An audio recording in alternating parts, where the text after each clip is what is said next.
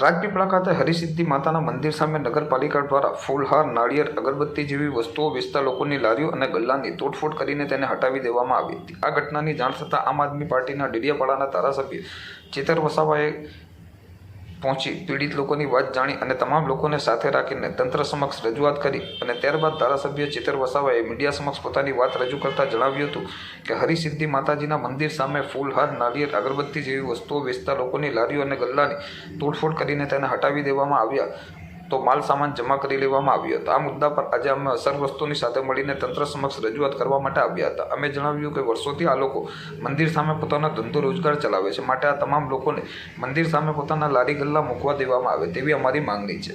નગરપાલિકાના ઘણા મુદ્દાઓ છે, જેમ કે ગટરના મુદ્દા, પાણીના મુદ્દા, રોડ રસ્તાના મુદ્દા। આવા મુદ્દાઓ પર કોઈ ધ્યાન આપતું નથી અને ગરીબોના લારી ગલ્લા તોડી નાખવામાં આવે છે।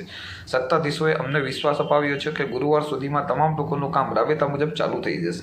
આજે અમે 1500 લોકોએ સાથે મળીને અહીંયા રજૂઆત કરી છે અને જો ગુરુવાર સુધીમાં લોકોનું કામ ફરીથી ચાલુ નહીં થાય તો ત્યારબાદ અહીંયા 10 થી 15 હજાર લોકો સાથે અમે ફરીથી રજૂઆત કરવા આવીશું, તેમ તેમણે મીડિયા સાથે વાત કરતા જણાવ્યું હતું। આટલી બધી પબ્લિક સાથે તમારે શા માટે આવવું પડે?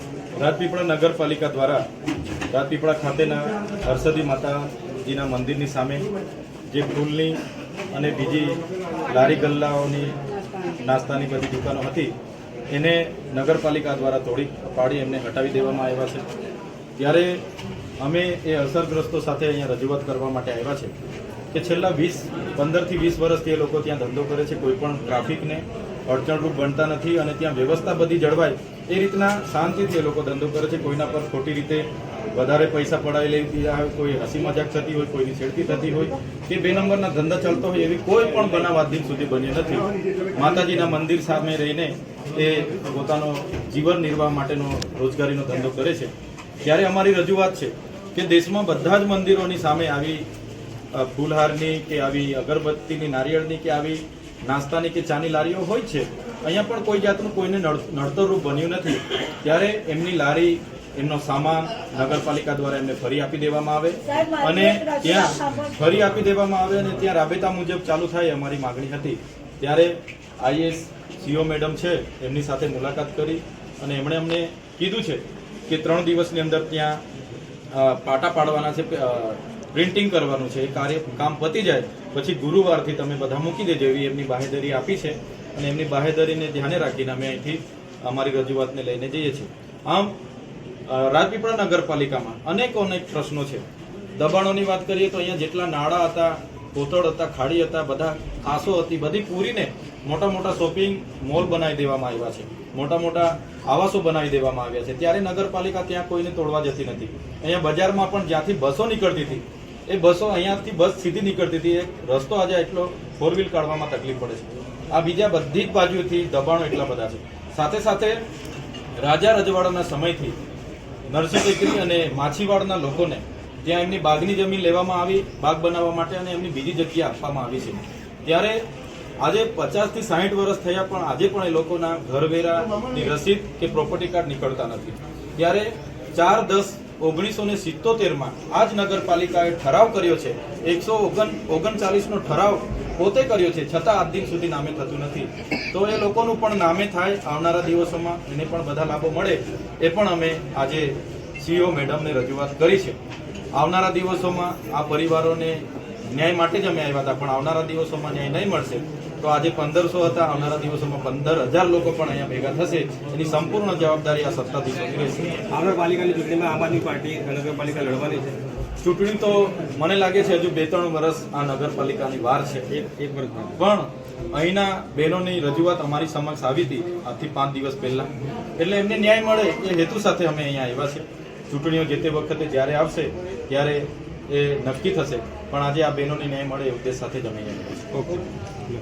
जी मैडम, आज जो लारी गल्ला हटाया गया उन लोगों ने रजूआत की, आपने क्या बात की और क्या उनका निराकरण आएगा?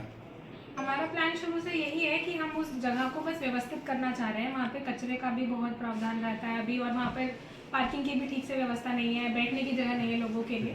तो हम सिर्फ उसी प्लॉट में फेंसिंग कराना चाह रहे हैं ताकि थोड़ा व्यवस्थित हो। हम दोनों साइड्स पे, प्लॉट के दोनों साइड्स पे हम उन लोगों को मार्किंग्स कर नंबरिंग करके वहीं पे लॉरी लगाने की जगह दे रहे हैं। हम उनको कहीं विस्थापित भी नहीं कर रहे हैं।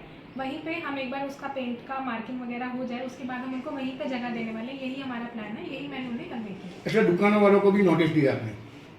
वो नगर पालिका के अंडर नहीं आता है, वो कलेक्टर सर ने मामलतदार श्री को बोला है करने को, तो वो वहाँ से हो रहा है उसका। क्या डेवलपमेंट क्या होगा? मंदिर में हर रोज 8 से 10 हज़ार लोग आते हैं, श्रद्धालु आते हैं। नवरात्रि के टाइम पे, स्पेशली फेस्टिवल्स के टाइम पे काफ़ी भीड़ रहती है यहाँ पर। तो हम बस एक व्यवस्थित जगह बनाना चाह रहे हैं, एक थोड़ा ब्यूटिफिकेशन कह लीजिए, चाहे थोड़ा लोगों को अच्छा लगे कि वो आए तो उनके पास खुली जगह भी हो, खाने पीने की व्यवस्था भी बेटर हो और उनके पास बैठने की भी जगह हो। हम बस इतना ही डेवलपमेंट करना चाह रहे हैं। मैडम, जिस दिन पुलिस के साथ नगर पालिका का स्टाफ और बाकी सब लोग वहाँ पहुँचे थे, तो उसमें काफ़ी लोगों की लारी को नुकसान भी हुआ है और वो लोग मांग करेंगे उन्हें कंपनसेशन दिया जाए पालिका की तरफ से। जहाँ तक मैं वहीं थी साइट पर ही, तो जहाँ तक मुझे पता है हमने पूरी कोशिश की है कि किसी लारी को नुकसान ना हो। मेजॉरिटी लोग अपनी लारियाँ वहाँ से खुद ही लेकर गए थे। जो गिनी चुनी 4 से 5 लारी हमें नगर पालिका में लानी पड़ी थी, उनको बहुत व्यवस्थित तरीके से हमने यहाँ पर ट्रांसपोर्ट किया था। जितना मुझे पता है कोई नुकसान हुआ नहीं है। बाकी अगर कोई हुआ है तो मैं चकासनी कराकर और उसके बाद में हम उसका जैसे भी निराकरण रहेगा वो करेंगे। उन लोगों ने ऐसा बोला है कि एक लारी दीठ 20 से 25 हज़ार का नुकसान हुआ है, तो वो हमें मिलना चाहिए। वो तो जो हम तपास करा लेते हैं उसके हिसाब से जो निकलेगा, अभी फिगर्स पे तो मैं कुछ कोट नहीं करना। बाहर ये लोगों ने बोला है कि 3 दिन के लिए हमको बोला है, गुरुवार तक में लारी रखने के लिए, ये सही है? जी, हमने कहा है कि हमें 2-3 दिन का समय दीजिए। वहाँ पर जो हम मार्किंग का डिमार्केशन का काम कर रहे हैं वो एक बार पूरा हो जाए, उसके बाद हम इनको वहीं पर जगह देने वाले हैं। ये शुरू से हमारा प्लान है। आपका नाम और मैं असिस्टेंट कलेक्टर अंडर ट्रेनिंग मुस्कान। ओके।